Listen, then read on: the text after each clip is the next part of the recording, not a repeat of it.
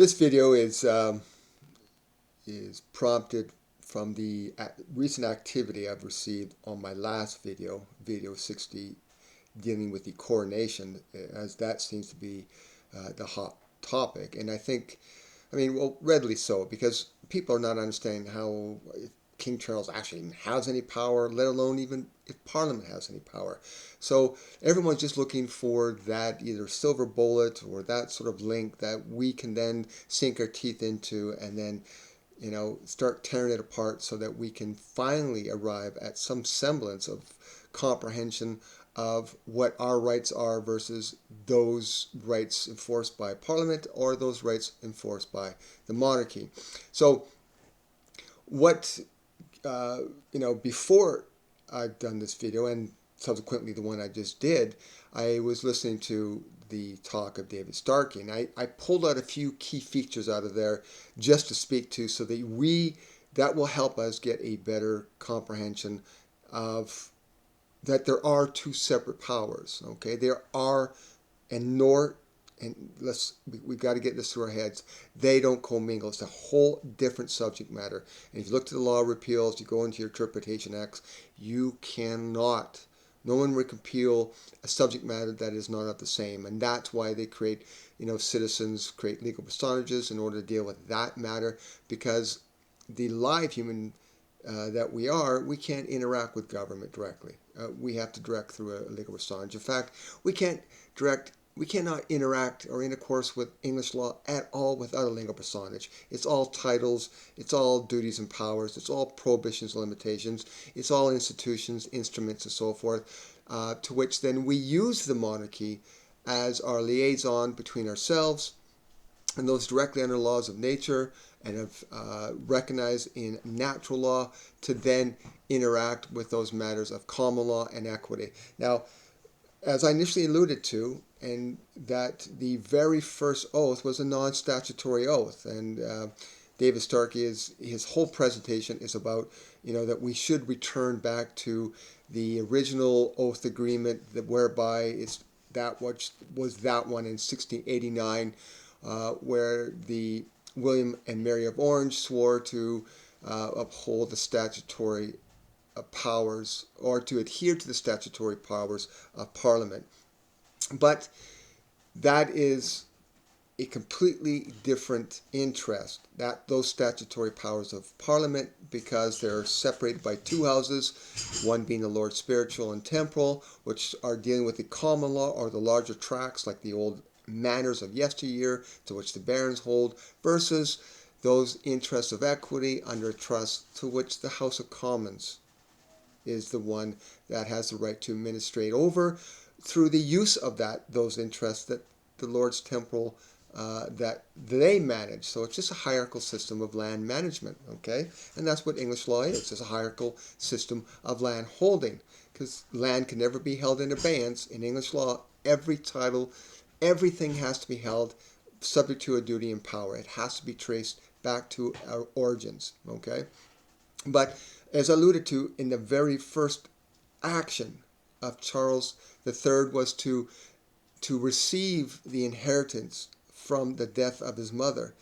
Now he has standing. He is the king at that time, but he's the king of that common law interest and of those crown estates and of those private, which I am sure that they have, private held lands that are not held in the title of monarchy. They're held just like you and I, as I've always said, those legal estates outside of English law, because land essentially cannot ever be owned. It has to be associated with a right, like a tenure and status, or through a life, a fee, or an entail interest. There has to be an interest that creates a right first to then hold a piece of land. And not the land, they're never speaking to the land as a soil, they're talking about the interest that is created through the use of the land. So they're creating rules of engagement over the use of land, which again is not the dominion laws, laws of nature land, but they're talking that they're creating rules of action over the use, and that's what law does. Okay, so we know now that Charles III had received the inheritance first. Okay, that is who we deal with. That is fideicommissium. That is the one who holds that common law, because he, through that instrument of common law, received immediately that inheritance. Okay, that is not what is made available for public theatrics. I mean, that's what the whole coronation of May and the 7th and 8th was, the public theatrical representation of the king receiving his right to rule. Okay, no, his right to rule began right at the very beginning of the death of his mother and laws of inheritance. Now, the reason I'm doing this video is I'm going to to attach the link, which I did to the previous video on David Starkey's presentation, to the yacht club in Dover. Now, this is very telling. Now that you have, new ears to hear, based on realizing the complete separation, the complete matters, why there's two houses of Parliament. Okay, the Lord's temple deal with the larger tracts of land. Okay, so the people that he's dealing with in this presentation is those people that will be directly associated with the Lord's temple. You and the majority are directly related to those Lords of Commons and government. Okay, that's who we deal with, because we have a separate interest altogether, and we made that valid by our means of purchase and our acceptance of the privileges under government. So we're agreeing to it. So we can only be, brought up against that court of relative right against those interests that we are showing we are agreeing to by our own actions. Okay? So in roughly about the 26:30 mark, so please listen to it so that you can validate what I'm saying here. Then again, now you can listen with new ears when I'm speaking to the law versus those in interest of equity. He's talking about the confiscation of the property from the monks during the reign of Henry VIII, when Henry VIII at that time was trying to push through the statute that uses 1535, to which I've already made reference to. Okay. And he's talking to that group in the yacht club, saying, he's telling of the story, but he goes on to say about this theft of property from the monks. He says to them, to which many of you here sitting here have an inheritance right to, which is actually that stolen property from the monks. See?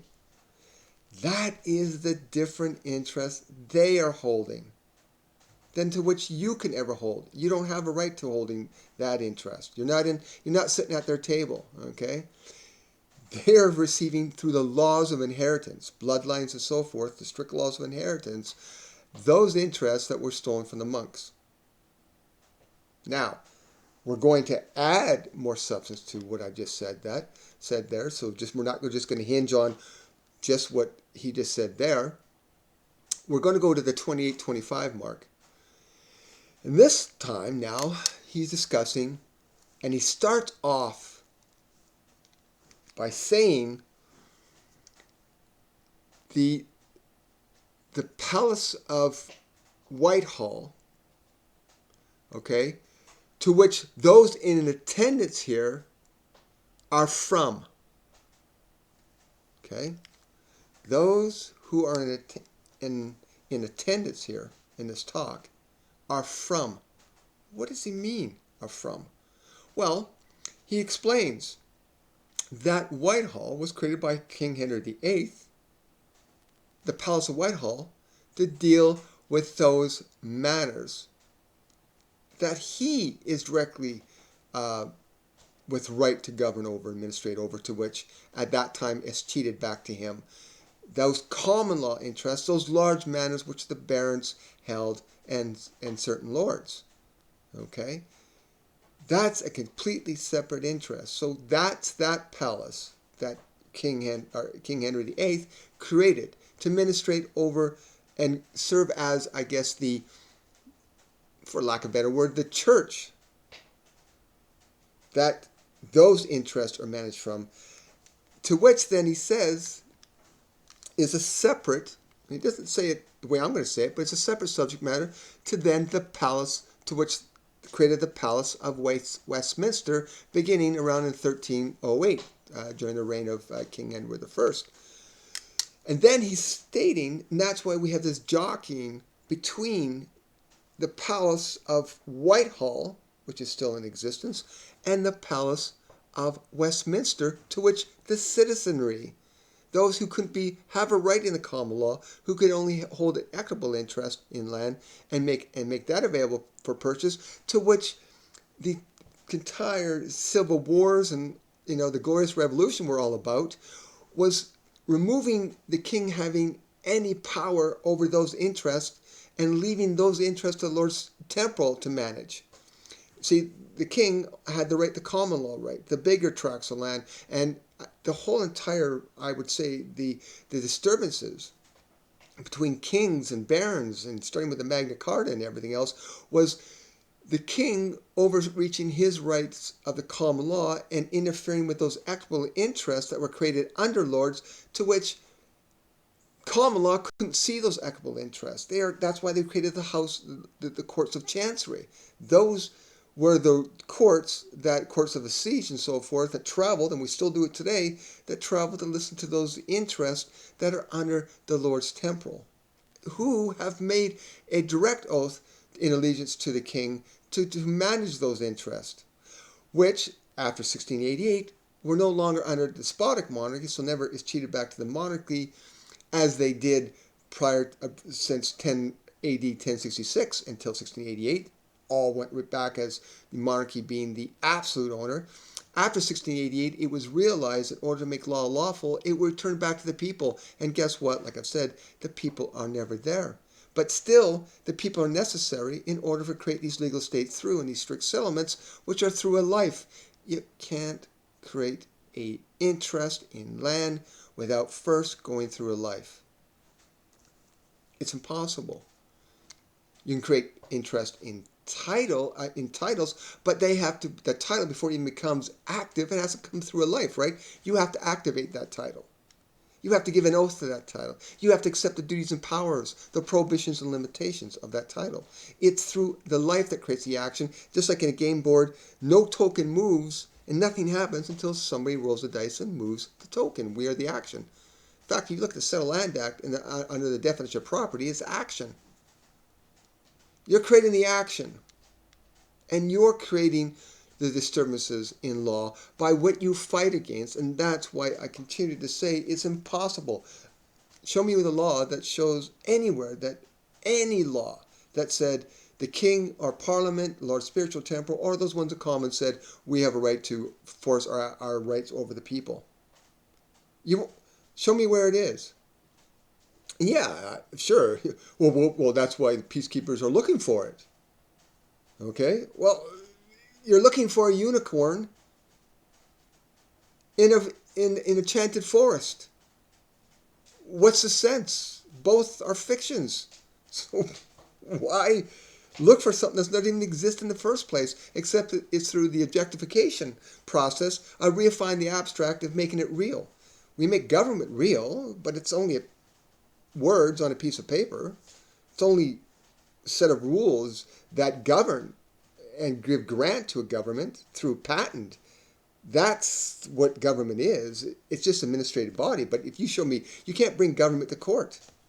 Like, you can't bring Walmart to court. What are you going to do? Bring every chain into court, every person that works for Walmart, everywhere that it sells, its accounting features and everything else. When you go to court against Walmart, Walmart doesn't bring in, or does they bring in the queen when you're dealing with a crown action? They don't bring in the entire body of what it represents. What it is in the physical. It brings in what it represents. Just like when you go to court, you bring in what it represents. You're not coming in as a man or woman. You're coming in as the property, the action that's creating the value to that agreement. And you're only going to be reached to the level of that agreement, which all of you and every one of us are, well, not me, but many of you are now trying to fight for your property rights and trying to A4V mortgages and trying to circumvent crown, the council tax, or trying to circumvent, or trying to use CCC rules. You're just continuing to fight within the system, to which then the system has to recognize, and therefore you're securing that agreement by your very fight against it. You're giving authority to the very thing you're saying it doesn't have authority. It's an oxymoron.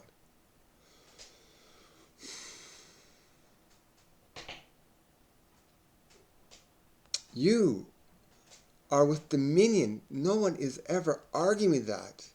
No one is. In fact, the common law doesn't debate your dominion.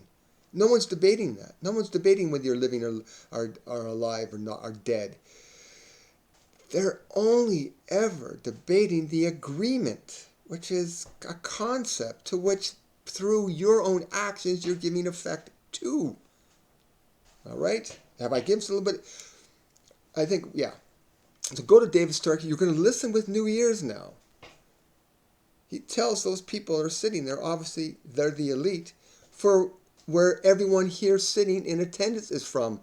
The Palace of Whitehall, to which the very first, now I'm going full circle back to the very first thing happened. And you don't think the King Charles is the true king or anything else?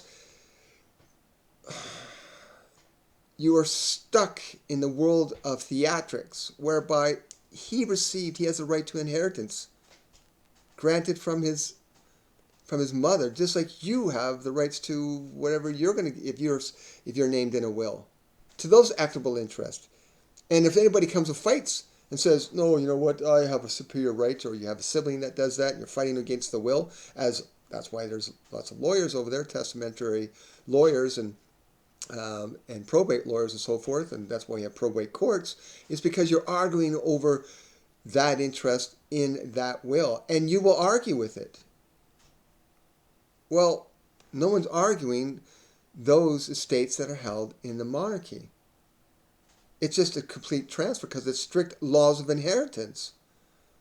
Just like those people that are receiving the laws of inheritance through the same as the Lord's Temple, the Palace of Whitehall. The common law interest. They will argue if they need to argue about something, but most often they won't because it is the strict rules. That's the perfection of the law. Okay? So he is the king. Get over it. Okay? He has that inheritance. Now he has standing. Now that's a separate matter to which, again, is separated by the House of Parliament, the two houses. And now you're fighting, trying to find out who's on first and what's on second, when it doesn't even fucking matter. It doesn't. It doesn't matter what you're talking about. Just in as much, it only matters because you're giving authority to that system that you don't want to give authority to because you don't understand what law is. And with that,